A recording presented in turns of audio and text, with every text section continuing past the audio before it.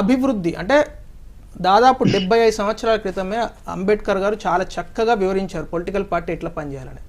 అభివృద్ధి అండ్ అభివృద్ధి ఫలాలను ఈక్విటబుల్ డిస్ట్రిబ్యూషన్ ఆఫ్ డెవలప్మెంట్, ఈ రెండు ఉంటేనే భారతదేశం అభివృద్ధి చెందుతుందని చాలా క్లియర్గా చెప్పారు వారు. సో దాన్నే భారతీయ జనతా పార్టీ తూచా తప్పకుండా 100% పాటిస్తున్నది. ఇటు అభివృద్ధి చేస్తూ అభివృద్ధి ఫలాలను అందరికీ అందించే ప్రయత్నం. ఇప్పుడు పిఎం ఆవాస్ యోజన కింద ఢిల్లీలో మొన్నటికి మొన్న 94,000 మందికి ఒకే రోజు ఇళ్ల పట్టాలు ఇచ్చారండి. అది సంక్షేమ ఫలితాలు కాదా? సంక్షేమ ఫలాలు కాదా? ప్రతి ఇంటికి నీరు అందిస్తున్నాము, అది సంక్షేమ ఫలాలు కదా. 24 కోట్ల ఇండ్లకు ఈరోజు గత 10 సంవత్సరాలు హర్ ఘర్ నల్ యోజన కింద ప్రతి ఇంటికి నల్ల నీరు అందిస్తున్నారు, అది సంక్షేమ ఫలాలు కదా. అట్లాగే మీరు ఇందాక ఒక విషయాన్ని చెప్పారు, 12 లక్షలు మిడిల్ క్లాస్కు ట్యాక్స్ బెనిఫిట్ ఇవ్వడం అనేది అది సంక్షేమ ఫలాలు కదా. సంక్షేమం అంటే ఏంది? సంక్షేమం అంటే ప్రజల యొక్క ఆర్థిక అసమానతలను లేకుంటే సామాజిక అసమానతలను తీసివేసే ప్రయత్నం చేయడమే సంక్షేమం, అంతే కదా.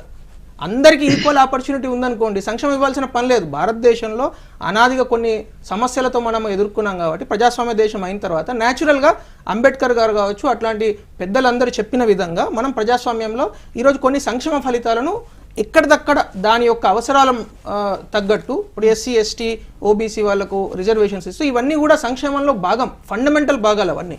సో ఇప్పుడు మీరు అన్నట్టు ఇందాక ఆయన అరవింద్ కేజ్రీవాల్ ఏమన్నారు, మేము పంజాబ్లో 1,500 రూపాయలు ఇస్తాం ప్రతి మహిళకు అని చెప్పారు. వాళ్ళు ఇవ్వలేకపోయినారు. పంజాబ్లో ఈరోజు చూడండి ఏడుస్తున్నారు పబ్లిక్. అక్కడ ఎంత ఎంటర్ప్రైజింగ్ పంజాబ్లో, మ్యానుఫ్యాక్చరింగ్ అంటే పంజాబు, ఈ ఎక్విప్మెంట్ వస్తున్నాయంటే పంజాబు, అగ్రికల్చర్ అంటే పంజాబ్, ఇట్లా చెప్పుకున్న పంజాబు ఈరోజు అక్కడ ప్రజలు విపరీతమైన రోడ్లు చక్కగా లేకుండా, నల్లాలో రాకుండా సమస్యలతో ఎదుర్కొంటున్నారు. నేను అనే ఒక పాయింట్ ఏంటంటే అరవింద్ కేజ్రీవాల్ అనే వ్యక్తి ఓన్లీ ఉచితాలను తీసుకొని వచ్చి అది కూడా సరిగ్గా ఇంప్లిమెంట్ చేయకుండా, నేను పార్లమెంట్ ఎన్నికల్లో ఢిల్లీలో క్యాంపెయిన్కి వెళ్ళిన 15 రోజులు అక్కడ క్యాంపెయినింగ్ చేసిన. నేను ఒక ఎగ్జాంపుల్ చెప్తాను. సుల్తాన్పురి అని ఒక ప్లేస్ ఉంటుంది, దాదాపు 200 మీటర్లు ఆ గుట్టపై నుంచి కిందికి వచ్చి మహిళలు రోజు నీళ్లు తీసుకొని వెళ్తారు.